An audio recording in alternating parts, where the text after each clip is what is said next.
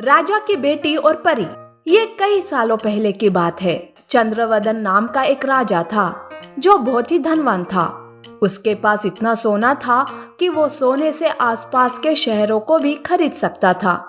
चंद्रवदन को सोने से बहुत ही लगाव था। कहते हैं कि चंद्रवदन के तहखाने में सोने का खजाना पड़ा हुआ था, जहाँ सिर्फ और सिर्फ चंद्रवदन ही जा सकता था और कोई नहीं। चंद्रवदन की एक बेटी थी जास्मिन, जिसे वो बेहद प्यार करता था। जैसे जैसे वक्त बीतता गया, चंद्रवदन का लगाव सोने पर बढ़ता गया। वो हर रोज तहखाने में जाता और अपने सोने को देखकर खुश होता था।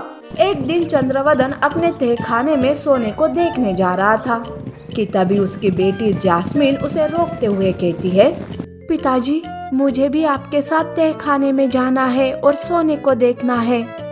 चंद्रवदन अपनी बेटी को लेकर तहखाने में जाता है। जास्मिन ढेर सारा सोना देखकर कहती है, अरे वाह, इतना सारा सोना! पिताजी, आप इतने सारे सोने का क्या करोगे? अरे बेटी, इससे हम सब कुछ खरीद सकते हैं। सब कुछ मतलब सब कुछ। क्या हम खुशियाँ भी खरीद सकते हैं इस सोने से? जास्मिन की ये बात चंद्रवदन के समझ में नहीं आती है। वो उसे लेकर वहाँ से चला जाता है। अगले दिन चंद्रवदन अपने बगीचे में घूम रहा था कि तभी एक तोता घायल होकर उसके आगे गिरता है। चंद्रवदन उस घायल तोते को उठाकर उसके सैनिक को देता है और कहता है, देखो, ये तोता जख्मी है। इसके जख्मों पर जड़ी बूटी लगाओ और जब तक ये ठीक ना हो जाए, इसकी अच्छे से देखभाल करना। जो हुकुम महाराज। यूं वो सैनिक उस तोते के जख्मों पर जड़ी बूटी लगाता है, उसकी अच्छे से देखभाल करता है। बस कुछ ही दिनों में वो तोता ठीक हो जाता है। सैनिक तोते को चंद्रवदन के पास लाता है। महाराज, अब ये तोता एकदम ठीक है। तो ठीक है, इस तोते को खुले आसमान में छोड़ दो। सैनिक उस तोते को खुले आसमान में छोड़ देता है। चंद्रवदन हर रोज की तरह अपने तहखाने में सोने को देख रहा था कि तभी वहाँ एक परी प्रकट होती है। परी को देखकर चंद्रवदन कहता है, कौन हो तुम? यहाँ कैसे आई? मैं यहाँ तुम्हारा धन्यवाद करने आई हूँ। मैं पक्षियों की देवता हूँ। तुमने मेरे सबसे प्यारे दोस्त तोते की मदद की है। मैं तुम्हारी इस मदद से बहुत खुश हूँ। कहो, तुम्हारी कोई इच्छा है तो मैं पूरी कर सकती हूँ। ये सुनकर चंद्रवदन के मन में एक ख्याल आता है और वो कहता है, क्या तुम मेरी कोई भी इच्छा पूरी कर सकती हो? हाँ, मांगो जो मांगना है। मैं चाहता हूँ कि मैं जिस किसी को भी छू वो सोने में बदल जाए। ठीक है, कल सुबह तुम जिसको भी छुओगे वो सोने में बदल जाएगा। पर याद रखना, इससे तुम्हें खुशियाँ नहीं मिलेगी। ये कहकर परी गायब हो जाती है। चंद्रवदन बेसब्री से सुबह होने का इंतजार करता है। जैसे ही सुबह होती है, वो हर उस चीज को छूता है जो उसे नजर आती है। उसके छूते ही सारी चीजें सोने में बदल जाती है। सुबह से शाम हो जाती है। वो सारे महल और बगीचे को सोने में बदल देता है। उसे वक्त का पता ही नहीं चलता। वो सोने को देखकर बहुत खुश हो रहा था। शाम हो गई। अब उसे भूख लगने लगी। वो खाना खाने मेज पर जाता है, जहाँ तरह तरह के फल और भोजन रखे हुए थे। जैसे ही उसने भोजन को हाथ लगाया, वो सारा भोजन सोने का हो गया। ये देख चंद्रवदन, हे भगवान, ये क्या हो रहा है?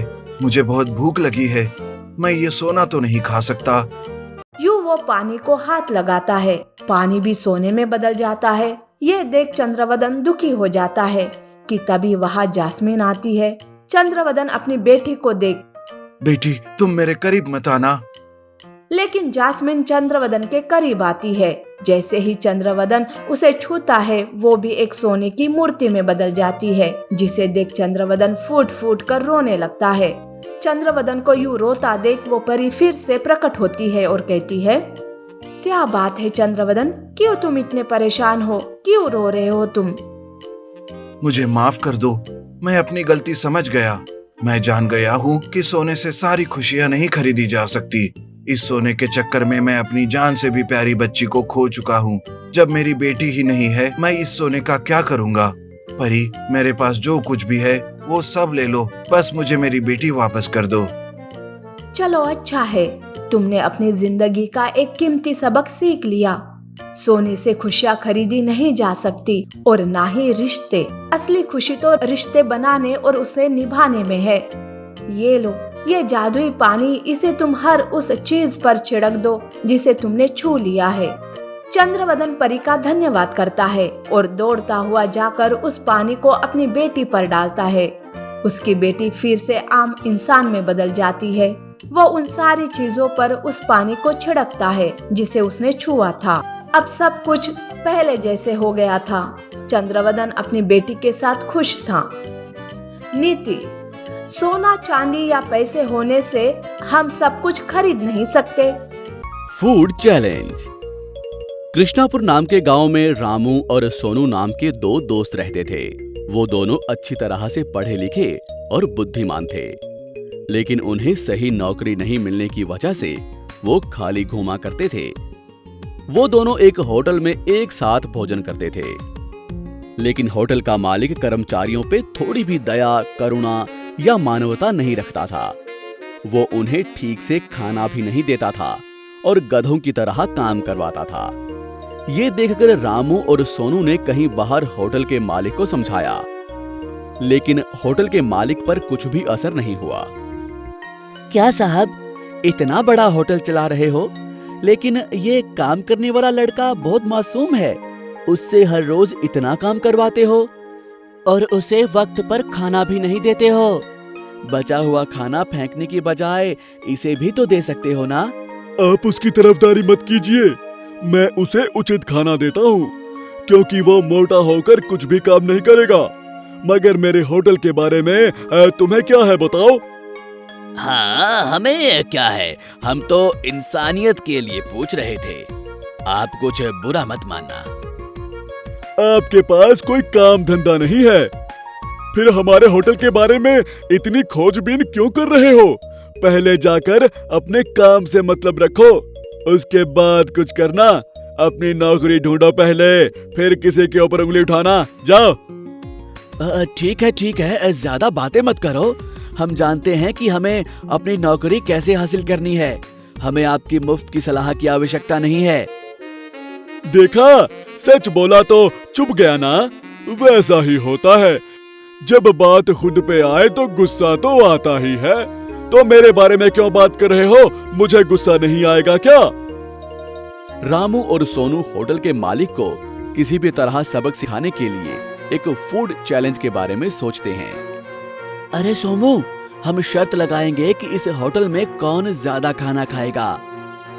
हम दोनों में से जो हारेगा उसे होटल के मालिक के पास एक दिन काम करना होगा। हाँ, ठीक है, मुझे ये शर्त मंजूर है।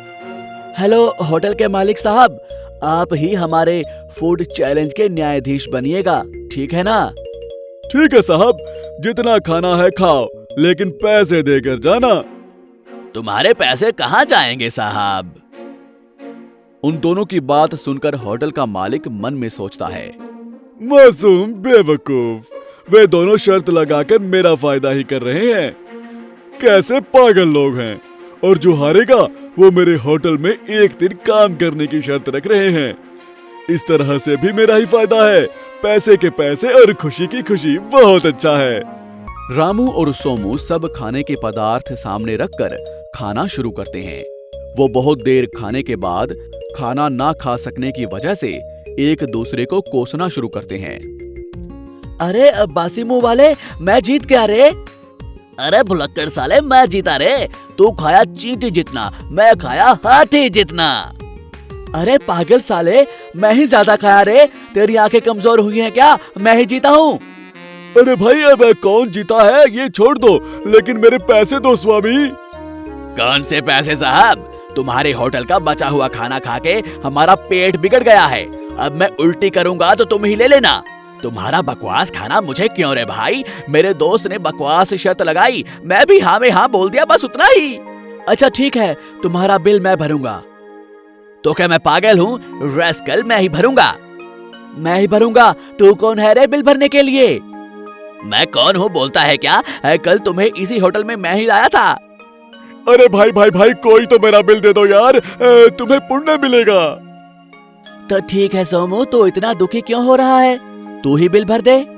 मेरा क्या जा रहा है, तू ही बिल भर दे, मेरे पास पैसे नहीं हैं। पेट भर लिया और बोलता है बिल भर, मैं क्यों भरूं? अभी तो बोला था ना कि मैं बिल भरूंगा। जो भी मन में आए वो बक रहा है, तेरा दिमाग खराब हुआ है क्या? पागल वागल हो गया है क्या?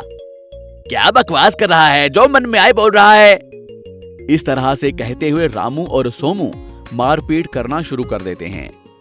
उस झगड़े में दोनों मिलकर होटल के मालिक के ऊपर गिरने से एकदम से होटल का मालिक मर गया रे कहकर चिल्लाने लगता है। दोनों मिलकर होटल का सामान एक दूसरे पर फेंकना शुरू कर देते हैं।